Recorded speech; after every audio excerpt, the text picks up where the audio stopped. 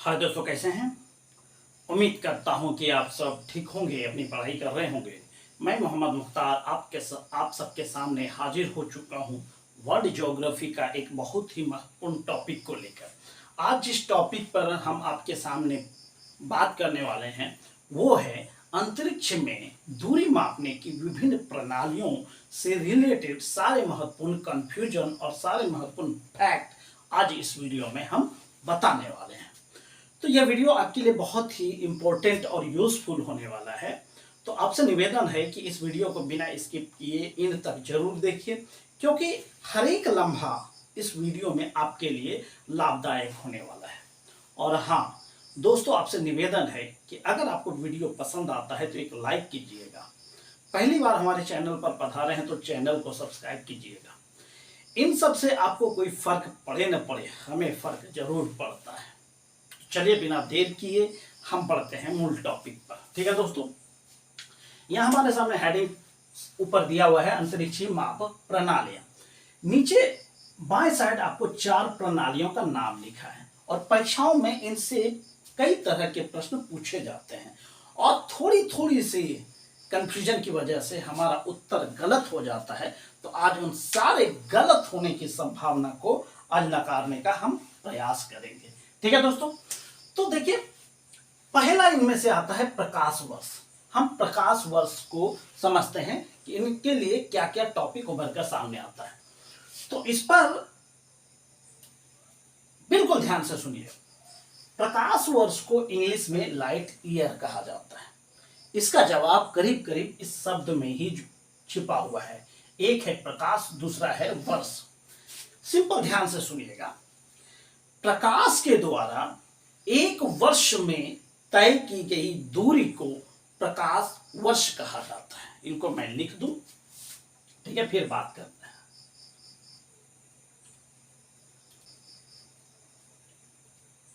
एक वर्ष में तय की गई दूरी को प्रकाश वर्ष या लाइट ईयर कहा जाता है।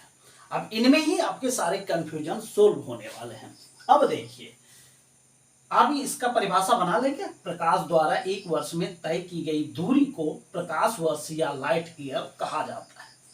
अब देखिए अगला जो महत्वपूर्ण इसमें जानना है, अब ये जानते हैं कि प्रकाश कितनी दूरी तय करता है, तब हम बताएंगे प्रकाश वर्ष बराबर कितना किलोमीटर होता है। तो पहले हमको जानना है प्रकाश वर्ष एक साल में दूरी कितना तय करता है। इसके लिए हमें जानना होगा कि प्रकाश चलता कितना स्पीड है, प्रकाश की चाल या गति कितनी है, वो देख लेते हैं।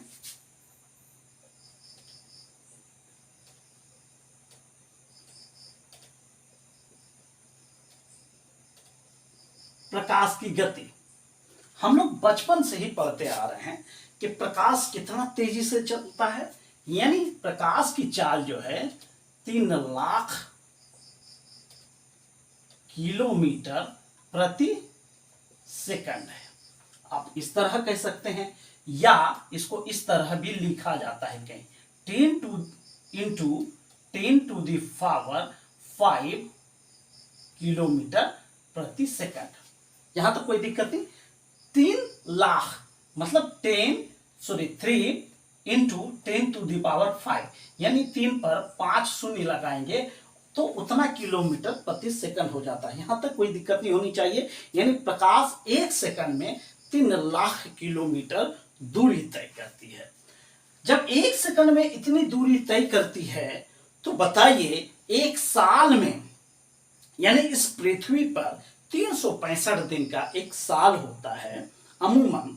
अब यहां कंफ्यूज मत होइए, लीप ईयर 366 दिन का होता है। तो मैं मान के चलता हूं कि 365 दिन में प्रकाश कितनी दूरी तय करता होगा। तो जब आप अनुमान निकालेंगे, इनका कैलकुलेशन करेंगे, सेकंड को जब दिन में, दिन से फिर महीना में, महीना से फिर साल में जब आप कन्वर्ट करेंगे तो इस तरह क्या होगा, इस प्रकाश की एक वर्ष में तय की गई दूरी, एक वर्ष में तय दूरी कितना होता है, इसकी दूरी जब इसका कैलकुलेशन आप करेंगे तो इस तरह पाएंगे 9.46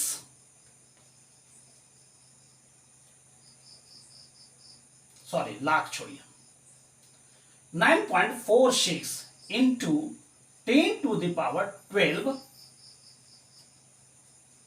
किलोमीटर, यानी 9.46 पर उसको गुना करना है 1/12 से।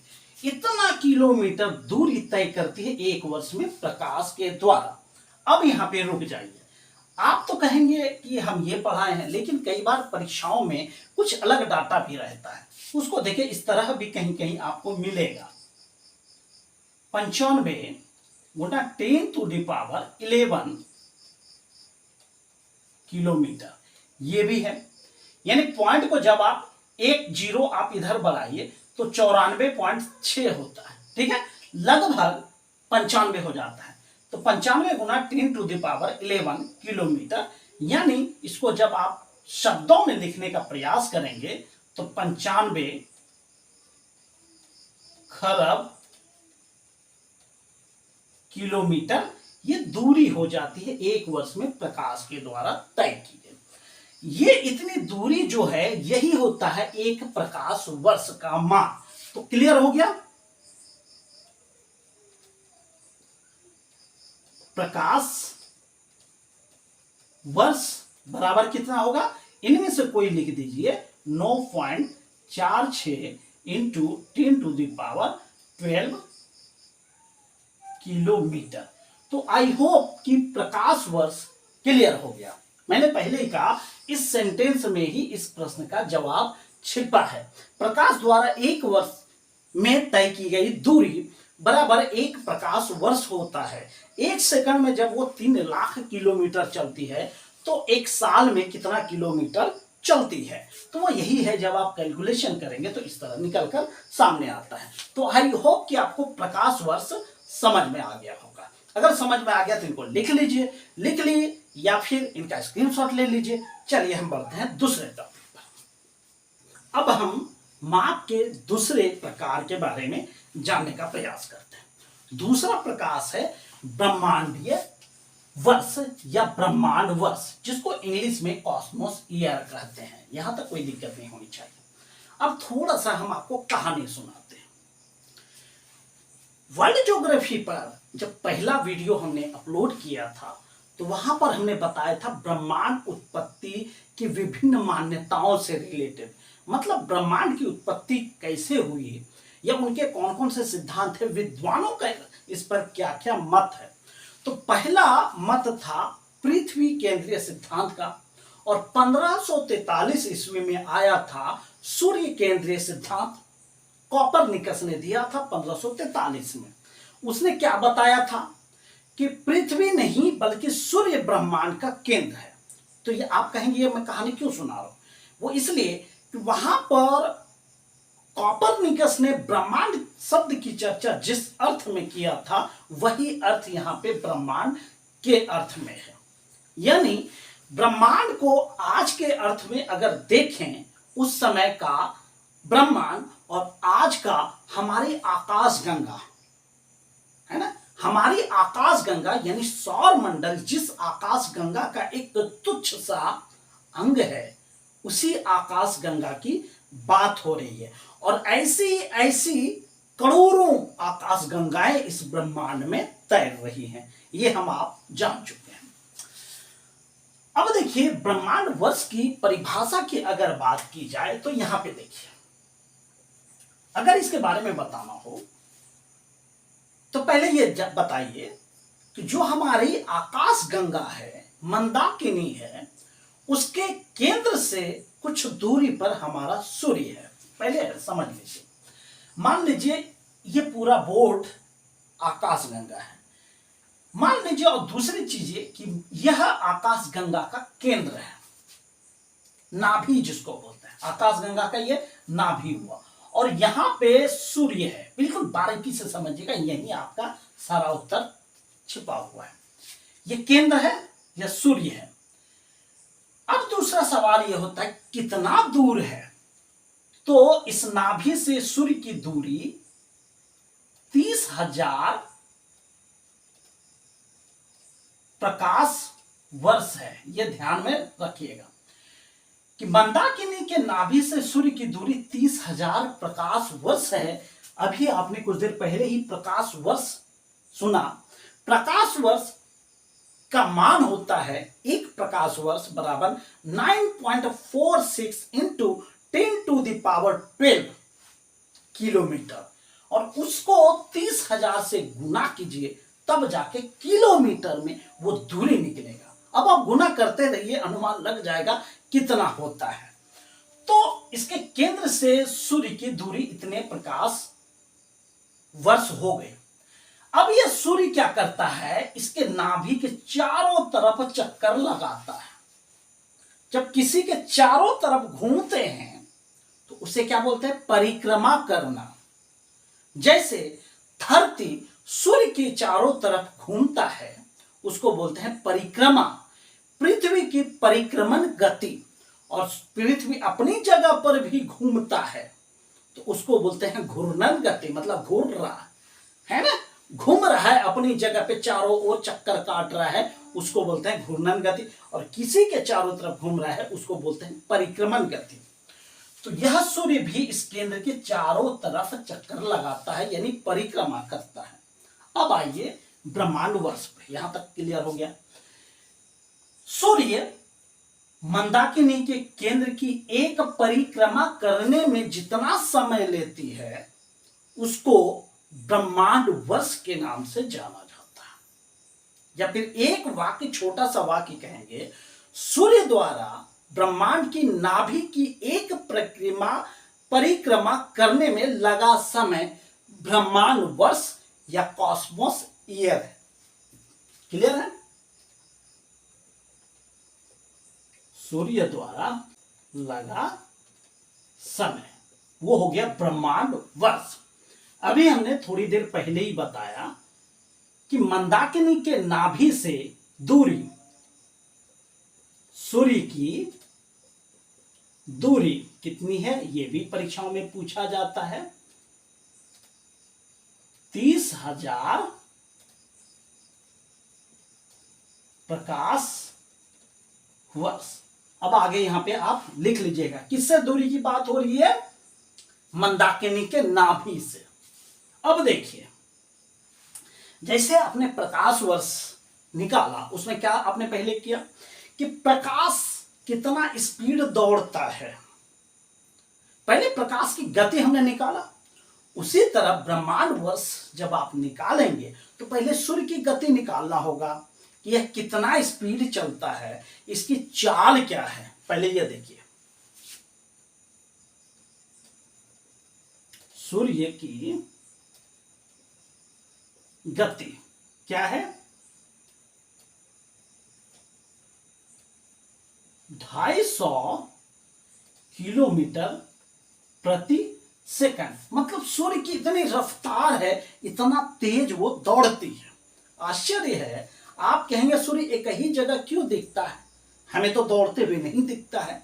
तो आप बताइए, क्या पृथ्वी दौड़ते हुए आपको दिखती है? नहीं दिखती है।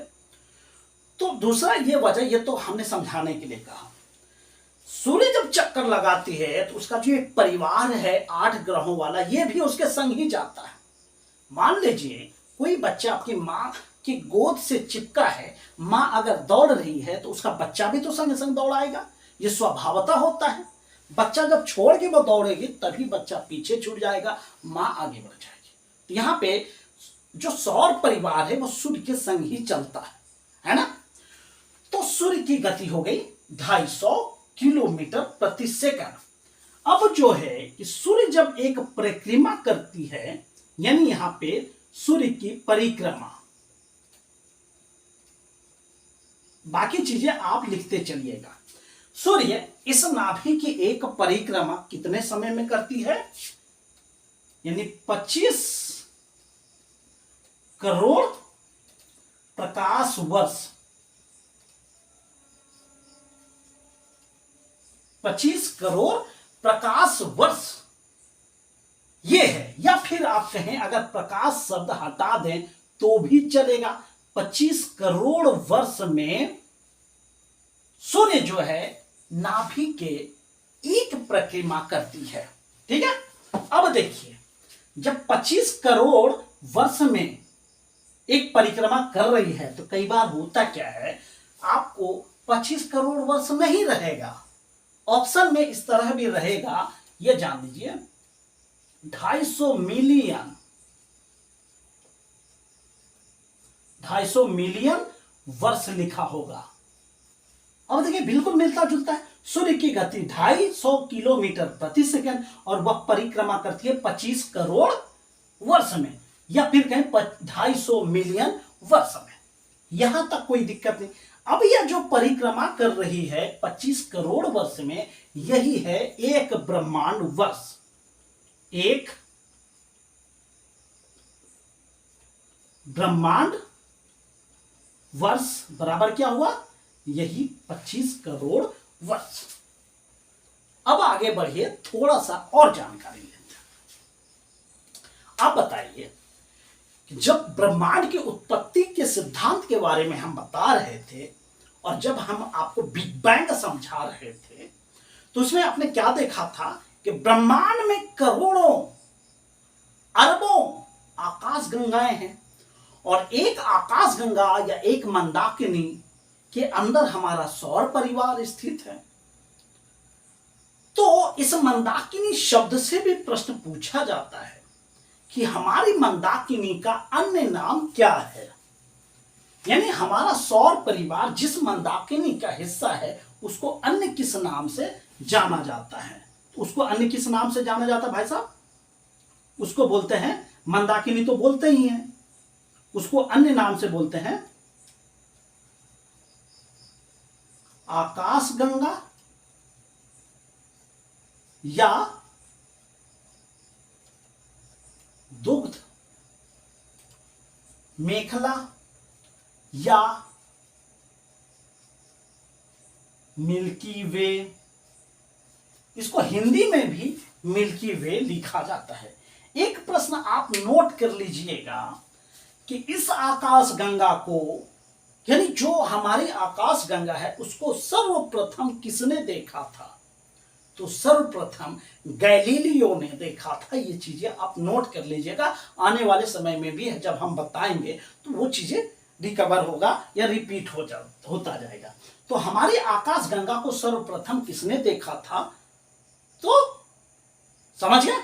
तो चलिए, इस ब्रह्मांड वर्ष के बारे में ये सब चीजें पूछा जाता है, इनका आप स्क्रीनशॉट ले लें।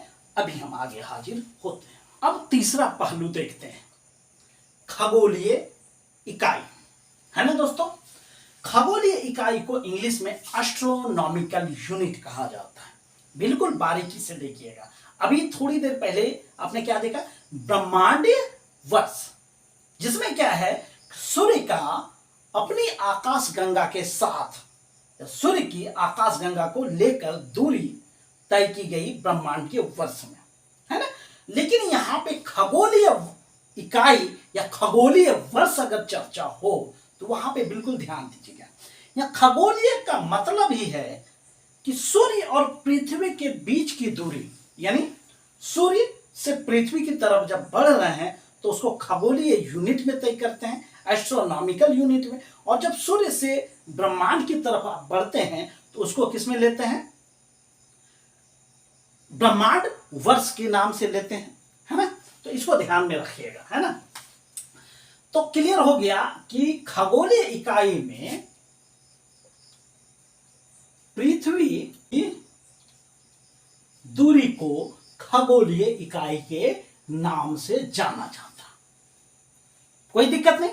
अब इन्हीं में सारा जवाब छिपा है। मान लीजिए यह हमारी पृथ्वी है और यह सूर्य है। अब कहिएगा इतना ही छोटा अंतर है, ये हम समझाने के लिए, पृथ्वी से कई गुना, सैकड़ों गुना बड़ा है सूर्य। वो जब हम इन पर चर्चा करेंगे, पृथ्वी सूर्य पर चर्चा करेंगे तो वो वहां पे डिस्कस करेंगे। तो सूर्य और पृथ्वी के बीच की दूरी जितनी है, इसी को हम खगोलीय इकाई के नाम से जानते हैं। अब हम आप जानते हैं कि सूर्य से अगर कोई प्रकाश चला तो पृथ्वी तक कितने समय में आती है? तो भाई साहब उसकी जो दूरी होती है 8 प्रकाश मिनट, यानी कुछ ज्यादा, इसको आप 8.23 मिनट भी कह सकते हैं। तो इतना समय में, यहां पे मिनट की बात की गई है कि 8 प्रकाश मिनट में, यानी प्रकाश के द्वारा 8 मिनट में तय की गई दूरी वो सूर्य और पृथ्वी के बीच की दूरी होती है। तो हम जानते हैं कि जो प्रकाश है वह 3 लाख किलोमीटर प्रति सेकंड के हिसाब से चलती है, और वह जब जो है कि 8 प्रकाश वर्ष में जब चले, 8 प्रकाश मिनट, या सिंपल कहें 8 मिनट में कितनी दूरी तय करेगी। तो जब आप इसका किलोमीटर में आएंगे तो उसका जवाब हो जाएगा 14 करोड़ 95 लाख 97 हजार किलोमीटर ये दूरी हो जाती है सूर्य और पृथ्वी के बीच। यहां पे हम लिख देते हैं सूर्य, और ये हो गया अपना पृथ्वी यानी अर्थ। ठीक है, तो सूर्य और पृथ्वी के बीच की दूरी कितनी हो गई?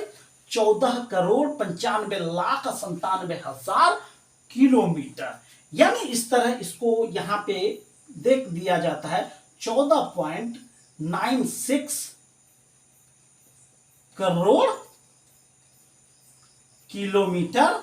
ये हो गई सूर्य और पृथ्वी के बीच की दूरी। जब इतनी दूरी हो गई तो बताइए खगोलीय इकाई या खगोलीय दूरी का मान कितना हुआ? तो यही ना हुआ, 14.96 करोड़ किलोमीटर खगोलीय इकाई का मान होता है।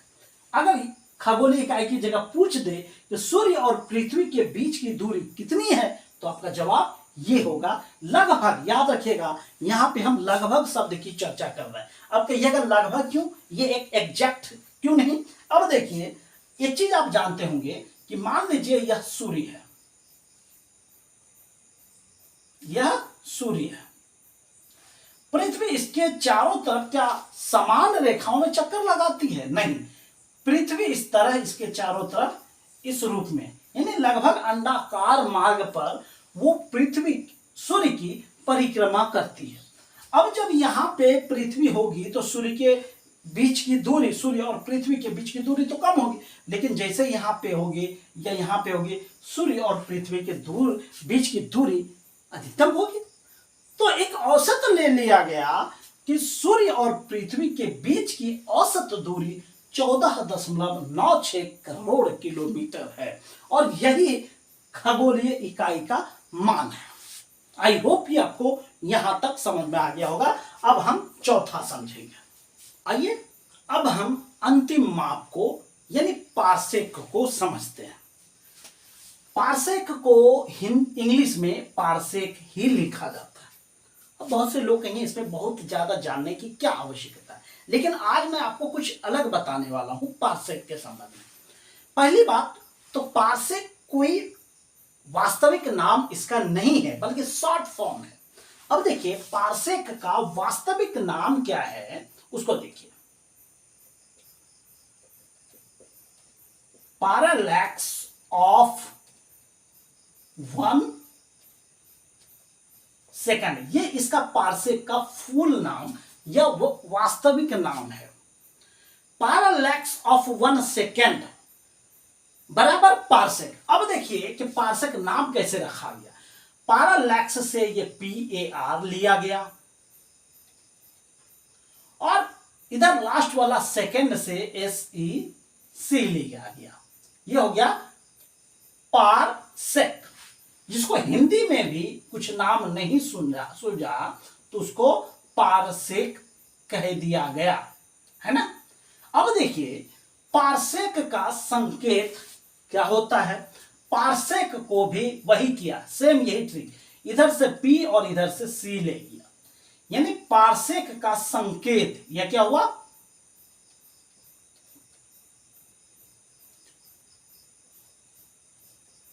पार्सेक का संकेत या चिन्ह। ठीक है, यहां तक कोई दिक्कत नहीं। अब क्लियर हो गया कि पार्सेक शब्द आया कहां से। इसके बारे में ज्यादा दिमाग नहीं लगाना है, यह भी माप की एक पद्धति है या माप की एक इकाई है, यानी अंतरिक्ष में दूरी मापने की एक इकाई पार्सेक भी है। अब पार्सेक की दूरी जो होती है ना दोस्तों, वो होती है 3.26 प्रकाश वर्ष।